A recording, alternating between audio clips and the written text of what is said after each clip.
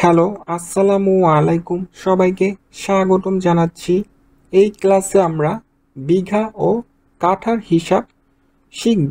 1 বিঘা সমান কত কাঠা সেটা আমরা জানব। পাশাপাশি আমরা বিঘা থেকে কাঠার হিসাব অঙ্ক কষে বের করব। So let's begin. 1 বিঘা সমান 20 কাঠা। 20 কাঠা।